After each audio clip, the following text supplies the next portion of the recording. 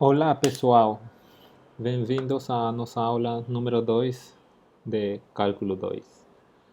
Nesta aula vamos a estudar, apresentar o conceito de limite e continuidade de uma função.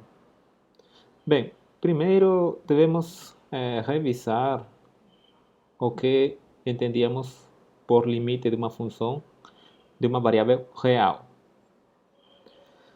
Lembrar que essa igualdade, bem, lê-se limite da função f quando x tende a A é igual a L. Isso intuitivamente significa que os valores da função podemos tomar tão próximos do número L, tanto quanto a gente deseje, sempre que tomemos x suficientemente próximo de A. Tá? E nesse caso, quando estávamos trabalhando com funções de uma variável real, suponhamos que aqui esteja o número A, nós podemos aproximar do número A pela direita ou pela esquerda, certo?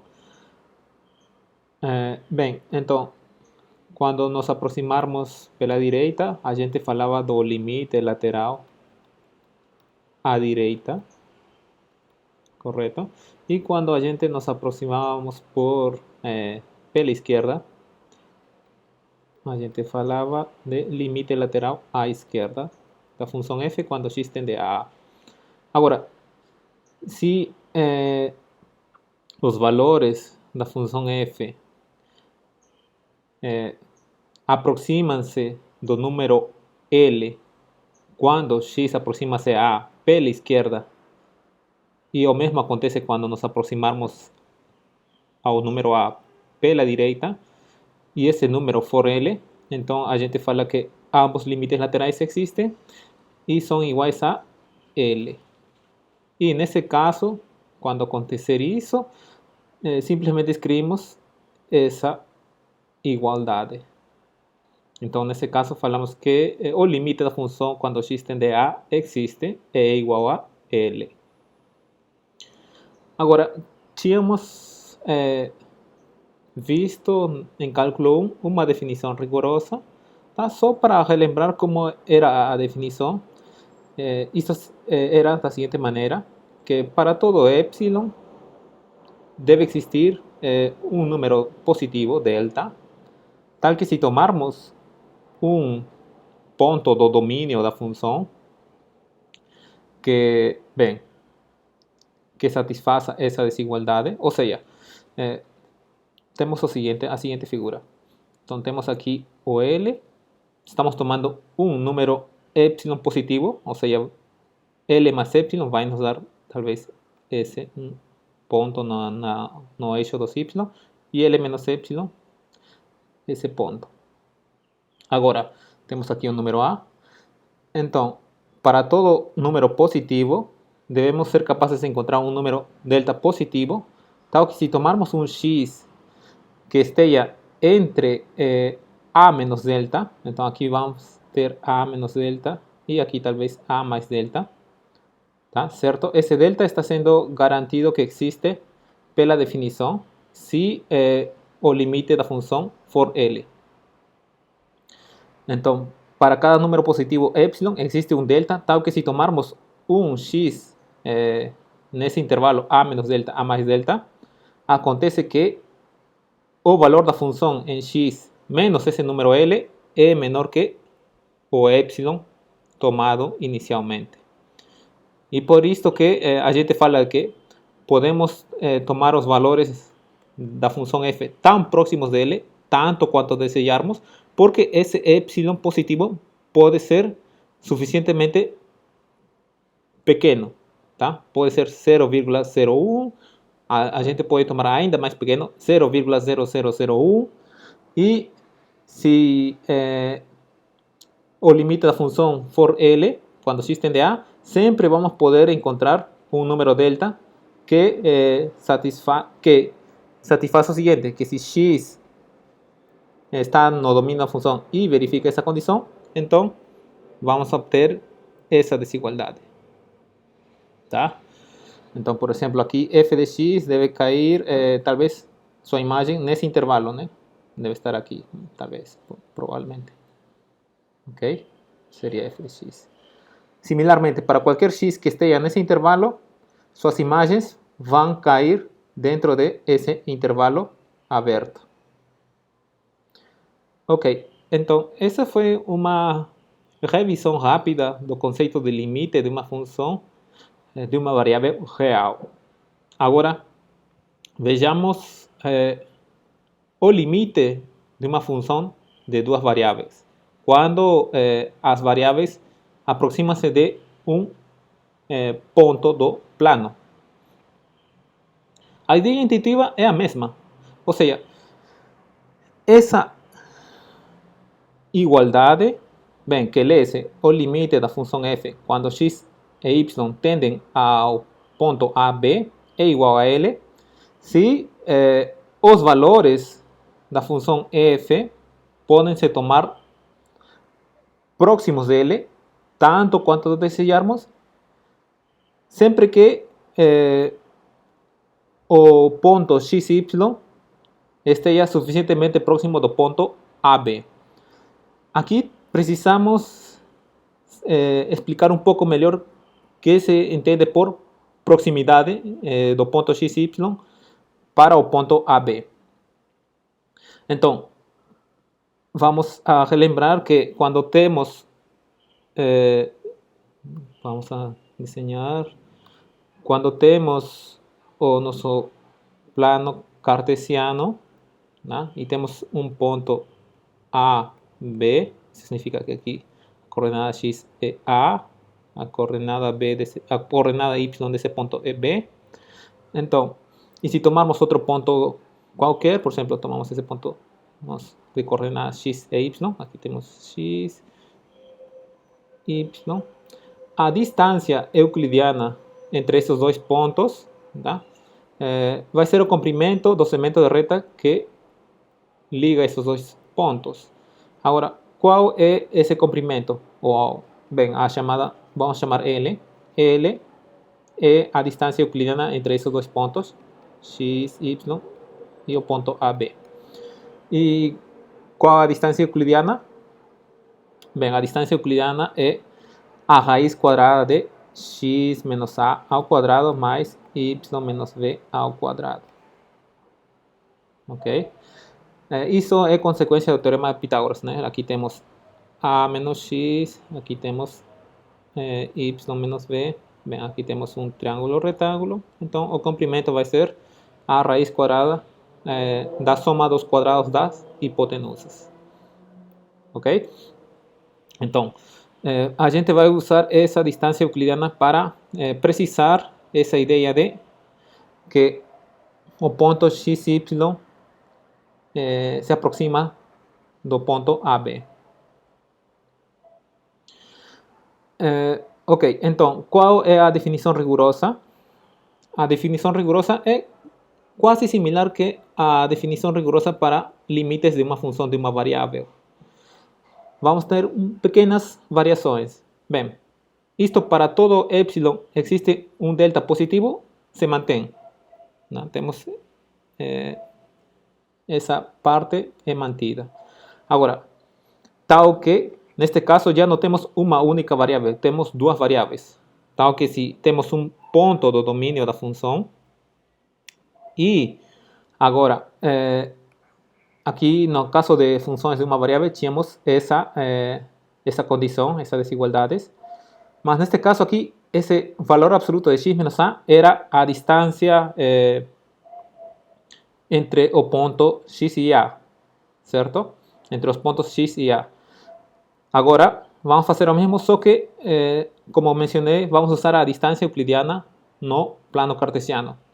Então, seria, né, a distância, o módulo da diferença dos pontos. Isto aqui é precisamente, por definição, a distância euclidiana, ou seja, é raiz quadrada de x menos a ao quadrado mais y menos b ao quadrado. Ok? É por isso que temos aqui essa condição. Então, temos que o limite da função f, quando x e y tendem a A e B é igual a L, se para qualquer número positivo existe um número positivo, tal que, se tomarmos um par que esteja, um par ordenado que esteja no domínio, e esse par ordenado verifica essas desigualdades, esse aqui, 0 ser menor restrito que essa raiz quadrada, significa que o x, y, não estamos considerando que seja igual ao par AB. Tá? Ou seja, x e y podem se aproximar de A e B, mas não devem ser iguais a AB. Tá? Tem que ser distinto do par AB. Então, tendo essa condição, isso deve implicar que o valor absoluto da diferença de f de x e y, que é um número real, certo? Porque estamos tomando funções de duas variáveis, mas a função toma valores reais. A diferença de f de x y menos L em valor absoluto deve ser menor que epsilon. Ok? Essa definição talvez fica para enxergar melhor usando um gráfico. Tá? Em termos de diagramas de seta, é o seguinte. Temos aqui nossa região D, que vai ser bem o domínio da função. Tá? Temos aqui nosso número L, que vai ser o limite, lembra, né? Vai ser o limite da função f quando x, y tende ao ponto AB. Bem, a definição rigorosa fala o quê? Isso é verdade se para todo epsilon positivo, ou seja, epsilon positivo significa que L mais epsilon vai estar à direita de L, L menos epsilon vai estar à esquerda de L. Então, em outras palavras, para um intervalo centrado no número L, devemos ser capazes de encontrar um número delta positivo, tá? Que verificava essa condição, que verificava que se o xy verifica essa desigualdade, então devemos ter essa desigualdade. Ou seja, isso se traduz em termos de que deve existir uma circunferência de raio delta, tal que qualquer ponto que esteja nessa circunferência, no interior da circunferência de raio delta, então qualquer um desses pontos deve ser levado nesse intervalo de comprimento 2 epsilon, ou seja, que está no intervalo de L menos epsilon até L mais epsilon. Tá? Então, sempre podemos encontrar, se tivermos esse limite, para qualquer epsilon positivo, podemos encontrar uma circunferência centrada no ponto AB de raio delta, tal que qualquer ponto do interior da circunferência é levado nesse intervalo de comprimento 2 epsilon, centrado no número L. Ok? Bem, também dá para visualizar usando o gráfico de uma função S. Então, neste caso, essa superfície S representa o gráfico da função f. Ok? Bem, aqui tem alguns comentários que eu já mencionei. Por exemplo, isto aqui, esse valor absoluto de f de x menos L, neste caso aqui deveria ser f de x y, né? F de x y menos L corresponde à distância entre f de x e L. Já essa raiz quadrada dessa soma de quadrados é a distância entre o ponto xy e o ponto AB. Então, a gente pode reinterpretar a definição do limite, falando que a distância entre f de xy e L pode ser feita arbitrariamente pequena, tanto quanto desejarmos, se tomarmos a distância do ponto xy ao ponto AB suficientemente pequeña, ¿tá? Más esa distancia no debe ser tomada igual a cero, o sea, x, y siempre debe ser considerado distinto do ponto A, B. Bem, e aqui tem outra diferença bem importante em relação a limite de uma função de uma variável. Como comentei, quando a gente trabalhava limites de uma função de uma única variável, a gente podia se aproximar unicamente ao número A, tá? Por no máximo duas direções, né? Pela direita ou pela esquerda. Já quando estamos trabalhando com funções de duas variáveis, vamos supor que a gente está tomando o limite de alguma função na origem, né? Então, estamos querendo calcular o limite da função de duas variáveis f quando x e y, ambos tendem a zero. Agora, neste caso, obviamente, podemos continuar nos aproximando pela direita através do eixo x e também através do eixo x podemos continuar nos aproximando pela esquerda. Mas essas não são as únicas maneiras de nos aproximar à origem, porque agora já estamos no plano. Existem outras maneiras. Por exemplo, a gente pode se aproximar através da reta y igual a x, né? Essa seria outra maneira. Podemos aproximar-nos dessa forma. Também poderíamos nos aproximar à origem através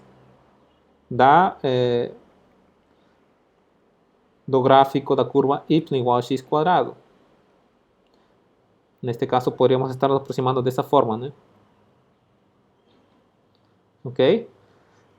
A gente poderia estar se aproximando-se à origem, talvez dessa forma. Aqui, talvez de outra forma. ¿Sí? O que quero dizer é que, neste caso, quando consideramos o limite, não somente temos duas direções para nos aproximar do ponto onde estamos considerando o limite, como no caso de funções de uma única variável. Tá? Ou seja, o que estou comentando, no caso de funções de duas variáveis, existem infinitas maneiras de o ponto x e y se aproximar do ponto AB, por uma quantidade infinita de direções e de qualquer maneira. Para isto, simplesmente basta que o ponto esteja no domínio da função f e o que podemos falar é que, bem, se esse limite existir, isso implica que a função debe se aproximar do mesmo valor limite, independentemente de como o ponto xy se aproxima de o ponto AB.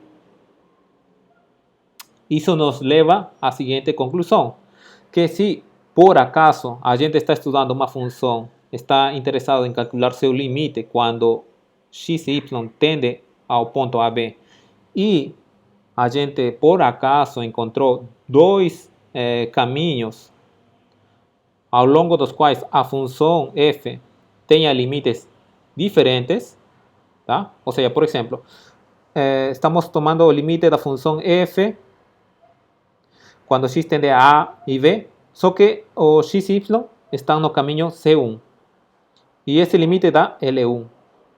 Já quando nos aproximarmos de AB, sendo que x e y estão sendo considerados pontos de outro caminho C2 e esse limite for L2 e esses valores são distintos, então a gente afirma que o limite da função f quando x e y tendem a A, B, esse limite não existe. Ok? Aqui podemos ver um primeiro exemplo. Vamos estudar esse limite e vamos mostrar que esse limite não existe. E como vamos a mostrar que esse limite não existe? Bem, vamos encontrar dois caminhos, tá? ao longo dos quais, desses caminhos, vamos ver que os limites da função, quando x, y se aproxima a 0, 0, sobre esses caminhos, os limites dá valores distintos.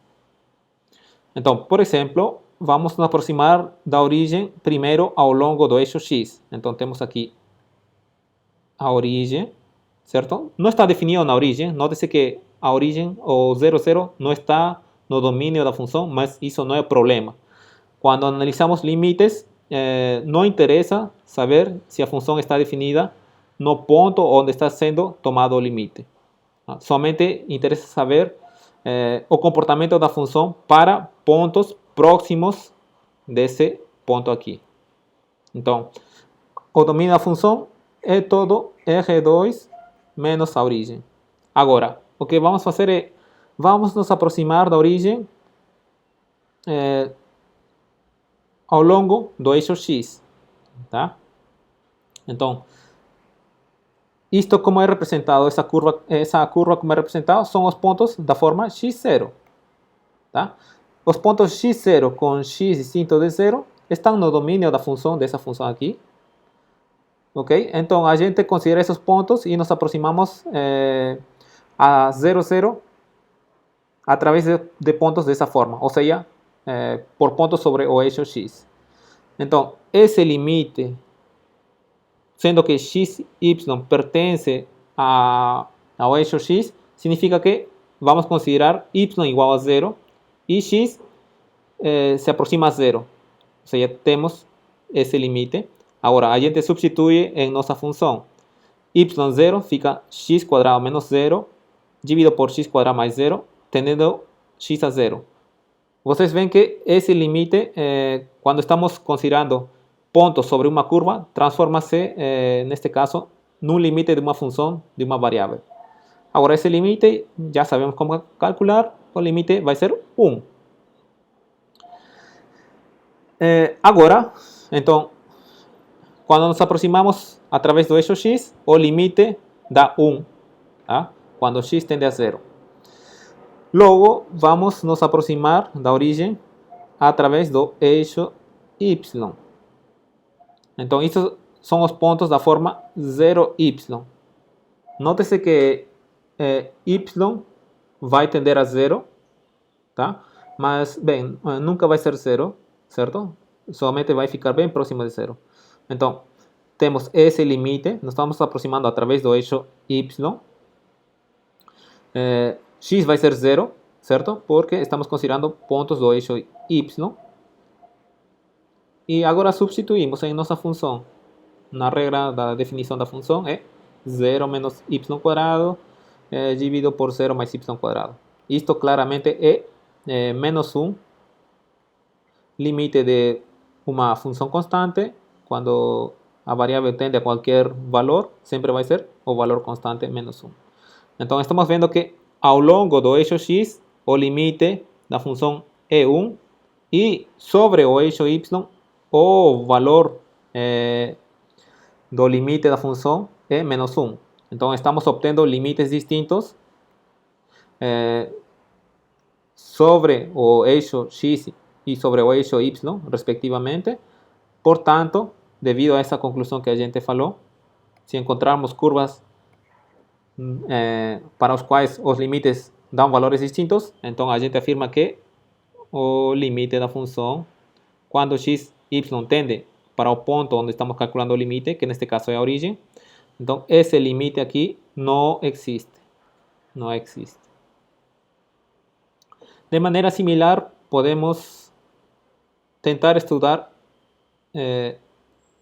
essa função, seu limite quando x e y tendem à origem do plano cartesiano. Tá? Agora, neste caso, o que estamos fazendo é o quê? Estamos considerando o plano cartesiano e, primeiro, estamos considerando a curva C1, o eixo x. Está aqui. Tá? Vamos analisar primeiro, vamos aproximar a origem através do eixo x. Depois, vamos nos aproximar através do eixo y. Tá? Note-se novamente que a origem 0, 0 não está no domínio da função f. mas não tem problema, ok? O domínio da função vai ser todos os pontos xy com x e y distinto de 0, 0. Ah, seria, bem, vamos escrever com outra cor. Vamos, amarelo, né? O domínio seria todos os pontos ou planos menos a origem. Agora, então, nos aproximando através do eixo x, qual é o valor limite da função? Então, se aproximando através do eixo x, então, os pontos novamente do eixo x são da forma x0. Como esse ponto deve tender para 0, então x deve tender a 0. Então, esse limite aqui transforma-se em um limite de uma função de uma variável, tá? Porque o y vai ser 0. Temos a curva C1 o eixo x. Então, f de x0, agora substituímos em nossa função. F de x0 seria igual a x por 0, teríamos no numerador 0, e embaixo teríamos x quadrado mais 0, ou seja, x quadrado. 0 dividido por x quadrado é 0. Limite dessa função constante, quando x tende a 0, é o próprio 0. Agora, quando nos aproximarmos só ao longo do eixo y, que obtemos? Bem, neste caso, os pontos são da forma 0y. Como esse ponto vai se estar aproximando de 0, 0, isso significa que y deve estar tendendo para 0. Tá? É por isso que esse limite resulta nesse limite. Agora, substituímos ou calculamos a função avaliada em 0y. Novamente seria x por 0, 0, dividido por y quadrado, né? Porque x é 0. 0 dividido por y quadrado é 0. O limite é 0. Muito bem. Então, acontece que quando nos aproximarmos da origem através do eixo x ou através do eixo y, o limite da função está dando o mesmo valor, 0. Mas isso não implica que já podemos afirmar que o limite dessa função de duas variáveis, quando x e y ambos tendem a 0, isso não implica que a resposta vai ser 0. Porque, como comentei, não somente podemos nos aproximar da origem dessa forma. Não somente nos podemos aproximar só ao longo do eixo x e ao longo do eixo y. Podemos nos aproximar de infinitas formas, correto? E uma das formas é através da reta y igual a x. Então, aqui temos a reta y igual a x. Vamos deixar em uma cor que dê para perceber, vermelho. Tá? Seria essa reta aqui. Primeiro vou apagar esta parte aqui. Ok? Agora vamos nos aproximar através da reta y igual a x. Certo? Então vamos nos aproximar y igual a x. Y igual a x. Como são os pontos dessa reta? Y igual a x, ou seja, os pontos sobre essa reta são da forma xx. Certo? Estamos considerando y igual a x. Agora, então, os pontos da curva C3, C3 é a reta y igual a x, estamos considerando esse limite. Então, isto também vai se transformar num limite de uma única variável, aqui limite quando x tende a 0, né? Porque xy está tendendo a 0, sendo que xy está nessa reta, ou seja, significa que y é igual a x. Esses pontos aproximam-se a 0, implica que x deve se aproximar de 0. Então, temos que calcular limite da função f. Agora, y é igual a x, então temos que avaliar f em xx. Avaliamos f em xx, vai nos dar x quadrado, está aqui, dividido por x quadrado mais x quadrado, 2x quadrado, sendo que x tende a 0. Então, a gente corta x quadrado, fica 1 meio. Esse limite claramente vai ser 1 meio. Então, estamos encontrando uma curva, é a curva y igual a x, tal que quando tomarmos os limites dos pontos sobre essa curva tendendo à origem, o limite dá 1 meio, que é distinto do valor limite encontrado nas outras curvas. Então, a conclusão é que esse limite da função, quando x e y tende à origem, não existe, porque estamos obtendo valores diferentes para o limite ao longo de caminhos diferentes. É por isso que esse limite não existe, não é igual a zero, tá? Não existe esse limite. Ok? Lembrar que para que um limite exista, seja qual for a maneira como nos aproximarmos, bem, neste caso da origem, o valor limite sempre deve ser o mesmo, tá? Independentemente do caminho. Então, essa técnica que estamos usando de calcular limites sobre caminhos é usado geralmente para mostrar que um certo limite de uma função não existe, né? Porque estamos tentando procurar caminhos para os quais os valores limites sejam distintos. Bem, uma maneira de provar a existência de um limite é usando a definição, tá? Mas é um pouco, talvez, complicado. Depois vou apresentar um resultado que é um resultado que a gente já viu em cálculo 1, que era o teorema do confronto, ou conhecido também como o teorema do sanduíche, que permite calcular limites de funções de uma variável, só que agora vai ser para o caso de funções de duas variáveis. Bem, então isso é a figura que estamos analisando no exemplo 2, e aqui temos um desenho da superfície, que é o gráfico da função, né? Isso seria o gráfico da função z igual a essa função f de x, x, y, x quadrado mais y quadrado. Isto também dá para essa figura, a gente pode visualizar no GeoGebra. A gente volta, por exemplo, agora vamos no GeoGebra. Vemos aqui em exibir, vamos em janela de visualização 3D. E aí temos a janela. Vou tirar a janela de visualização no plano. E só vamos nos focar na visualização 3D. Então, a gente escreve z igual a nossa função x, y, dividido por x quadrado mais y quadrado. Eu acho que aqui... ok, era por... E vocês veem, já temos a figura. Vocês podem ver que nos dá uma superfície que podemos diminuir o zoom talvez para tentar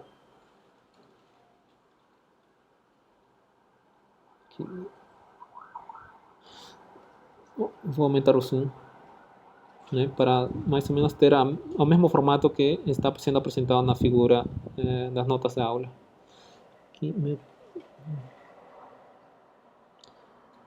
Certo? Vocês conseguem ver que quando nos estamos aproximando dessa reta y igual a x, os valores da função estão se aproximando de 1/2.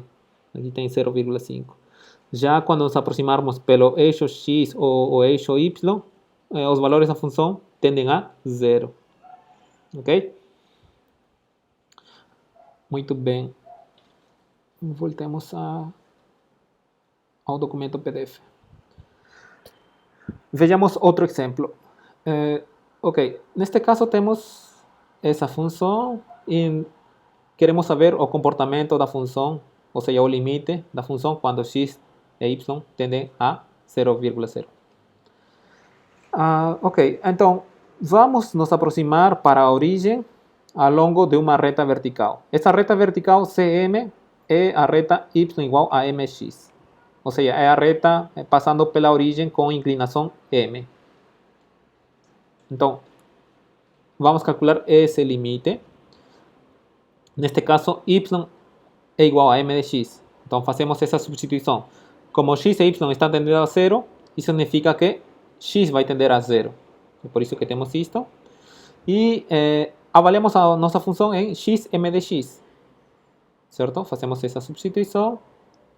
A gente opera. Temos mx cubo dividido por x quadrado. Deixamos em evidência 1 mais m a 4 x quadrado.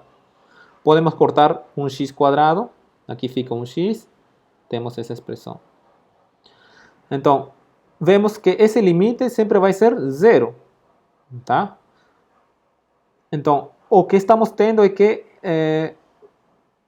essa função, que novamente seu domínio vai ser todo R2, exceto a origem, para qualquer reta que, bem, com inclinação M, passando pela origem, vamos com outra cor, se consideramos, por exemplo, essa reta, ou essa outra reta, tá? A inclinação M pode ser zero, então seria o eixo X, neste caso seria o eixo X, tá? Se nos aproximarmos a zero ao longo de qualquer uma dessas retas, estamos vendo que o limite sempre vai ser zero, tá? Note que não estamos considerando o eixo Y, né? Tá? Porque o eixo Y não é representado por nenhuma dessas equações. O eixo Y é representado pela equação x igual a zero. Bem, mas, novamente, não somente podemos nos aproximar da origem através de retas, também nos podemos aproximar através de outras curvas que não sejam retas, por exemplo, através de essa parábola. Então, neste caso, aproximando-nos da origem através dessa parábola, ou seja, vamos substituir x por y quadrado, tá? Estamos substituindo x por y quadrado, ou seja, vamos tomar y como uma variável independente, e como x e y vão tender a zero, y necessariamente tem que tender a zero. Tá? Agora, substituímos em nossa função, isto vai nos dar essa expressão que, após ser simplificado, o resultado vai ser 1 meio. E esse limite é 1 meio. Então, já estamos encontrando uma curva onde o valor limite da função ao longo dessa curva já é distinto do valor limite ao longo das outras curvas que eram retas, né? Exceto o eixo y. Então, novamente concluímos que esse limite não existe. Não existe. Tá? Porque temos caminhos diferentes que levaram a limites diferentes. Tá? E aqui estamos, nesta proposição, estamos resumindo as propriedades algébricas do limite, que são propriedades que a gente já viu para o caso de limites de funções de uma única variável. Se a gente conhecesse uma função cujo limite for L e outra função cujo limite é M, isto quando x e y estão tendendo ou se aproximam de x0, y0, então o limite da soma vai ser a soma dos limites. O limite da diferença vai ser a diferença dos limites. Aqui neste caso, este y deveríamos esquecer, aqui deveria ser k por f. O limite da constante por uma função vai ser a constante multiplicada pelo limite. Limite de um produto é o produto dos limites. Limite de um quociente é o quociente dos limites. Aqui, sempre que o m fosse distinto de zero. Ou seja, se o limite do denominador fosse distinto de zero. Tá? Caso contrário, a gente não pode aplicar essa regra do quociente para o limite. Depois, limite de uma potência é a potência do limite. Isto, bem, também tínhamos visto em limites para funções de uma única variável. E também o limite de uma raiz é a raiz do limite. Tá? Obviamente aqui, se a gente considera n um número positivo, sendo que é par, a gente tem que assumir que o L, o limite da função f, tem que ser positivo, para que faça sentido essa raiz enésima, tá? Quando n for par. E consequência dessas propriedades é que, como calcularmos o limite de uma função polinomial? Lembra que uma função polinomial é uma expressão algébrica. Bem, neste caso, uma função polinomial de duas variáveis é uma expressão algébrica da seguinte forma, né? Cada fator vai ter somandos da forma x a r, y a s, e aqui multiplicado por um número real, né? Aqui r e s são números naturais, podendo ser zero. Então aqui vamos ter que uma função polinomial são expressões que têm somandos desse tipo, tá? E aqui a é um número real. Então, como calculamos o limite de uma função polinomial de duas variáveis? Tá? Simplesmente, para funções polinomiais, o resultado do limite vai ser avaliar a função polinomial no ponto indicado.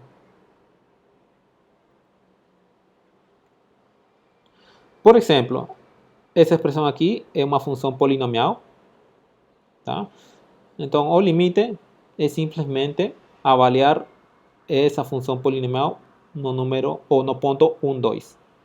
O resultado, após avaliar, dá 11. Então, esse é o limite dessa função polinomial.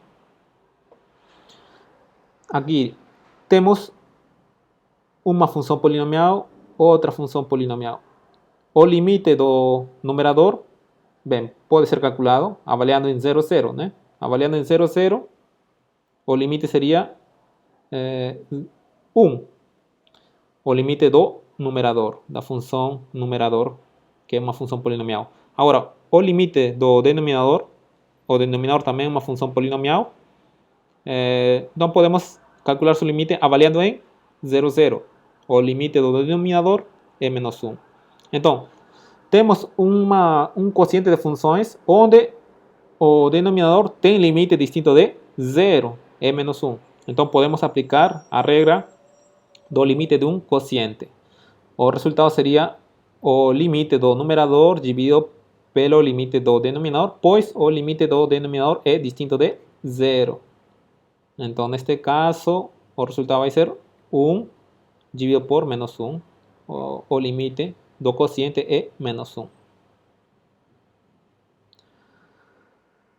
Bem, agora vamos apresentar um exemplo onde vamos calcular um limite de uma função de duas variáveis quando bem, x e y tendem para a origem. Se a gente substitui de maneira mecânica, aqui é uma função polinomial, seu limite é, avaliando em 0, 0, é 0. Né? Isto tende para 0, quando x e y tende a 0. E aqui também, se a gente avalia em 0, 0, o limite tende a 0. Então, estamos no que chamamos em cálculo 1, numa indeterminação do tipo 0 sobre 0. Então, aqui temos que fazer certas técnicas de manipulação ou tentar eliminar essa indeterminação para transformar essa expressão numa expressão equivalente onde a gente consiga calcular o limite. Então, aqui não dá para aplicar a regra do quociente. O que vamos fazer, o truque é essa expressão, vamos multiplicar pelo conjugado radical do denominador, que seria raiz quadrada de x mais raiz quadrada de y. Para não variar ou alterar a nossa função, o resultado da função, os valores da função, no numerador também temos que multiplicar por essa mesma expressão. E, bem, embaixo, no denominador, teríamos uma diferença de 2 quadrados. O resultado no denominador seria x menos y. Já no numerador, teríamos, dá para deixar em evidência x, teríamos x por x menos y, que está aparecendo aqui, e o que acabamos de multiplicar. Então, podemos cortar x menos y, correto? Porque note-se que o domínio da função vai ser todos os números reais para os quais essa igualdade não deve acontecer. Tá? Então, por exemplo, os números x igual a y verificam essa equação, correto? Então, x menos y nunca vai ser igual a 0 se x e y estão no domínio da função. Então, podemos cancelar, vai ser distinto de 0. Então, fica x por raíz cuadrada de x más raíz cuadrada de y. Y aplicando las propiedades presentadas, ¿tá?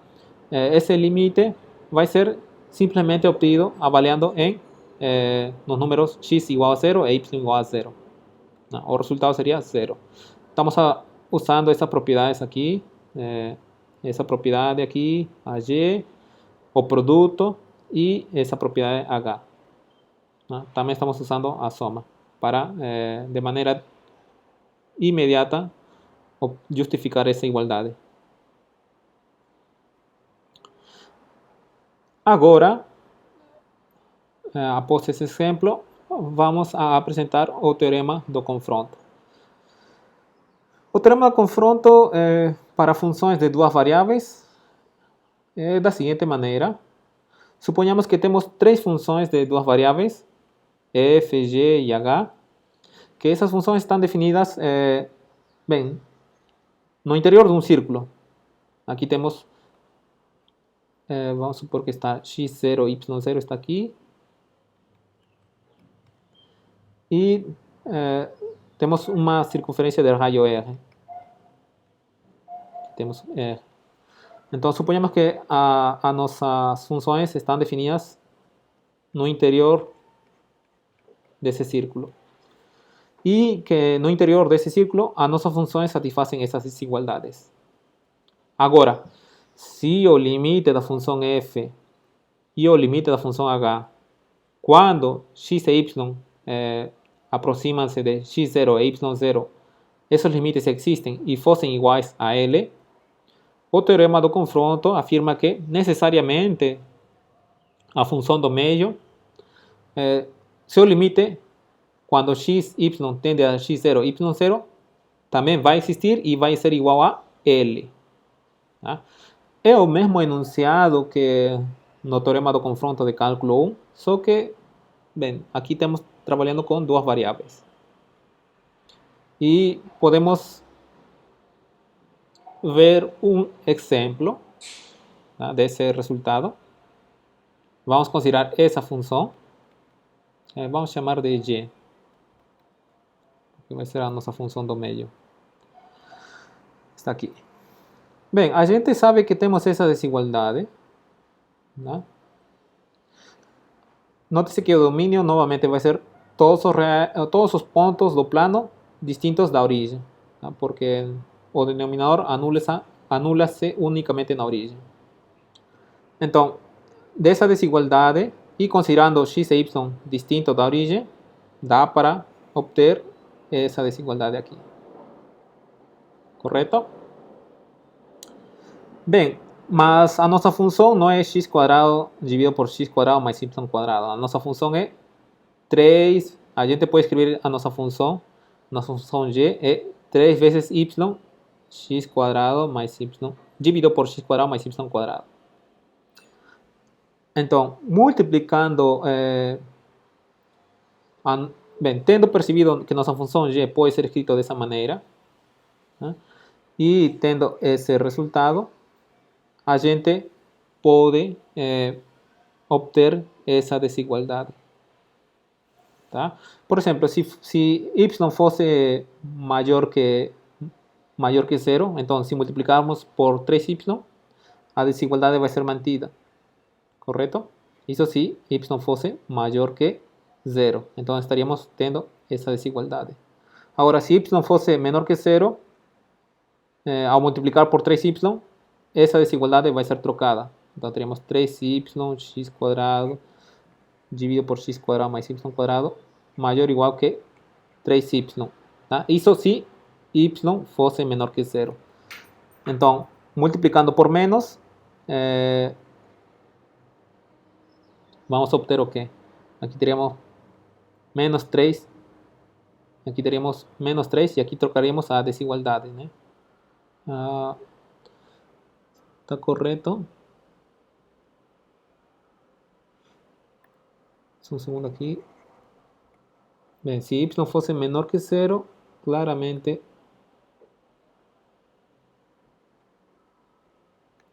temos essa desigualdade.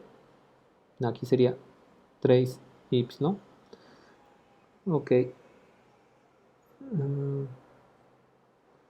Bien, vamos a echar solo por un momento de esa forma, solo considerando y mayor que 0. ¿Tá? Entonces teríamos 0 aquí cuando y es mayor que 0. Entonces tenemos 0 menor o igual que nuestra función y de x, y, y aquí teríamos 3y. ¿Tá? Ahora, cuando x e y tenden a 0, esa función tende a 0, esa función también tende a 0, consecuentemente esto tendería a 0 cuando x e y tienden a 0, más con a observación de que y está tendiendo a 0 a través de valores positivos. Similarmente, cuando multiplicamos por y negativo, podemos ver que vamos a tener una desigualdad de forma, en este caso sería, aquí sería menor o igual que 0, correcto. Y tomando límite con x e y tendiendo a 0, solo que en este caso y estamos considerando menores que 0, se aproximando de 0, esto también va para 0, esto también va para 0, por tanto, a función de medio también, pelo teorema de confronto, iría para 0. Entonces, en conclusión, tenemos esa respuesta que el límite de esa función, cuando x e y tienden a 0, su límite es 0. ¿Tá? Aquí ven, de ese lado aquí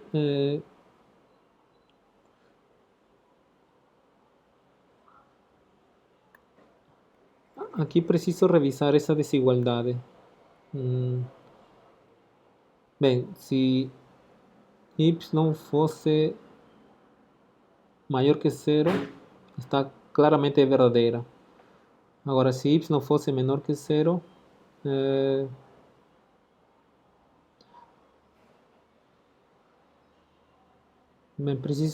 precisamos revisar aquí. ¿Tá? Voy a pedir que analicen esa desigualdad. ¿Okay? Más, en cualquier caso, ese límite aquí, límite de esa función cuando x e y tiende a 0, 0, o límite é 0. Tá? Bem, ok. Agora, bem, isso foi o limite de uma função de duas variáveis. Agora, para limite de funções de uma função de n variáveis, a definição é feita de maneira similar. Só que precisamos de alguns conceitos para que a definição fique mais concisa e precisa. Bem, quando temos dois pontos do espaço Rn, lembrar que Rn é o conjunto das núcleas de números reais, a distância entre esses dois pontos, de maneira similar como no caso de duas variáveis, vai ser uma raiz quadrada de uma soma de quadrados, que vai ser, os quadrados vão ser a diferença das respectivas componentes. A diferença das primeiras componentes ao quadrado, mais diferença das segundas componentes ao quadrado, e assim continuarmos, até a enésima componente. A diferença de enésimas componentes ao quadrado. E a gente tem esse conceito de bola aberta centrada no ponto A de raio R, refere-se a todos os pontos do espaço Rn que verificam essa desigualdade. Isso é chamado de bola aberta. Por exemplo, no caso de R2, a bola aberta centrada na origem, por exemplo, seria de raio R, seria os pontos que estão no interior de um círculo de raio R centrado na origem. Aqui o raio seria R. Não estamos considerando os pontos da circunferência, tá? Porque aqui temos menor. Agora, se considerarmos menor ou igual, então estaríamos considerando o que é chamado de bola fechada. Os pontos interiores do círculo, certo? Incluído a origem, e também incluído a própria circunferência. É chamado de bola fechada, centrada no ponto A de raio R. Bem, e nesse caso, o limite de uma função de n variáveis, quando o ponto P aproxima-se do ponto A, é igual a L, a definição é similar. Se para todo epsilon existir um delta, tal que se tivermos os pontos distantes do ponto A fossem menores que delta, então isso implica, bem, e essa distância for maior que zero, aqui tem que ser maior que zero, isso deve implicar que a distância entre a imagem de f no ponto P menos L deve ser menor que epsilon. E, finalmente, tendo esse conceito de limite de uma função, a gente define o conceito de uma função ser contínua num ponto AB. A definição de continuidade é a mesma que, ou é similar que a definição de função contínua para funções de uma variável. Então, adaptando para o caso de funções de duas variáveis. Então, primeiro, a função deve estar definida no ponto AB. Depois, a função deve ter limite quando x e y tende a B. E a terceira condição é que, bem, esse limite que existe deve coincidir com o valor da função avaliado em AB. Nesse caso, decimos que a função é contínua no ponto AB. Agora, uma função é contínua num conjunto D se a função for contínua em todo ponto desse conjunto D. Então, por exemplo, um primeiro exemplo de funções contínuas, devido à propriedade apresentada anteriormente, é que as funções polinomiais de duas variáveis são funções contínuas em todo o R2. As funções racionais, isto por consequência do limite de um quociente, as funções racionais, lembrar que uma função racional é o quociente de duas funções polinomiais. Funções racionais de duas variáveis são contínuas em seu domínio. Tá? Ou seja, são contínuas em todos os pontos que não anulam o denominador. Aqui temos alguns exemplos. Temos essa função que já analisamos.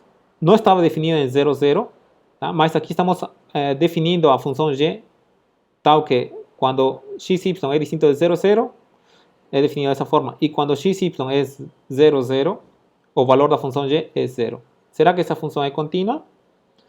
Bem, já analisamos que o limite dessa função aqui, quando x e y tendem a 0, 0, o limite não existia.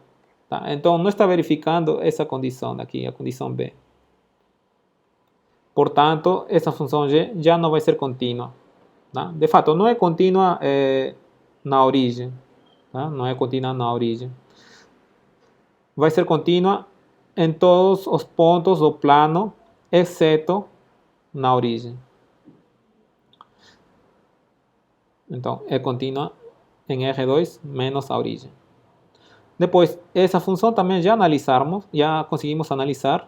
Tá? Só que agora estamos definindo g vai ser definida por essa fórmula quando x e y seja distinto da origem, vai ser 0 quando x e y é igual à origem. Essa função tinha limite quando x e y tende à origem, não tinha limite. Tá? No exemplo 2 vimos que não tinha limite. Então, novamente, não verifica a segunda condição. Então, essa função não vai ser contínua em 0, 0. Não? Agora, é contínua em qualquer outro ponto do plano, pois temos que essa função aqui, que está definida precisamente para todos os pontos distintos da origem, é contínua, pois temos limite de... é uma função racional, né? É uma função racional contínua no seu domínio. Então, consequentemente, essa função é contínua em R2 menos a origem. E essa função aqui, vimos que a função tinha limite quando x e y tende a 0, 0, seu limite era 0, e coincide com o valor da função em 0, 0. Então, a função é contínua na origem e também é contínua em qualquer outro ponto do plano, pois aqui temos uma função racional que sabemos que vai ser contínua no nosso domínio. O seu domínio é todos os pontos distintos da origem. Então, neste caso, essa função é contínua em todos os pontos do plano. E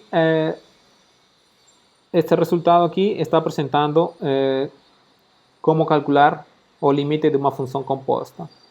Se a gente tivesse uma função de duas variáveis, que seu limite quando x e y tendem a x0, y0, o limite for b, e f for uma função contínua, uma função de uma única variável contínua no número b, então o limite dessa composição, note-se, g está definida num subconjunto de R2, toma valores reais, e agora temos uma função f, né? Aqui temos g, aqui temos f.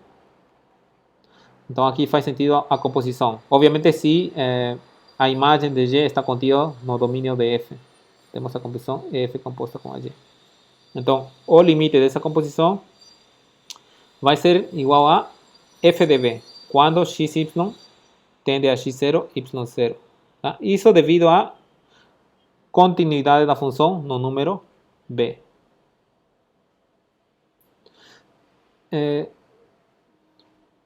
E um exemplo desse resultado é apresentado no seguinte exemplo 10. Tá? Queremos saber onde continua essa função. Bem, essa função aqui, f, é uma função racional que vai ser contínua no seu domínio. O seu domínio é todos os pontos do plano, excluindo aqueles onde x é igual a zero, ou seja, excluindo o eixo y. Depois, a função arcotangente, sabemos que essa função é contínua para qualquer número real.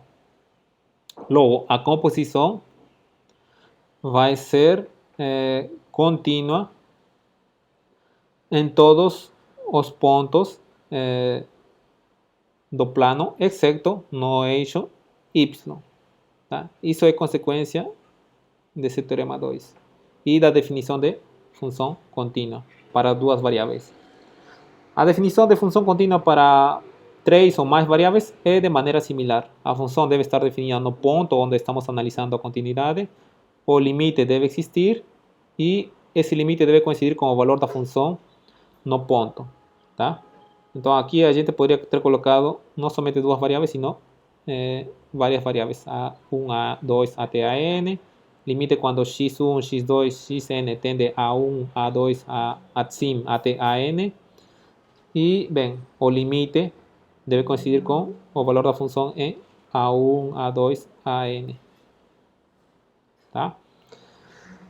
E dessa forma estaremos apresentando o conteúdo da aula número 2. Vocês podem depois fazer os exercícios para reforçar a teoria apresentada. A teoria, as propriedades e os resultados que, bem, os exercícios demandam, né? Alguns exercícios demandam aplicar certos resultados. Ok, pessoal? Então, até a próxima aula.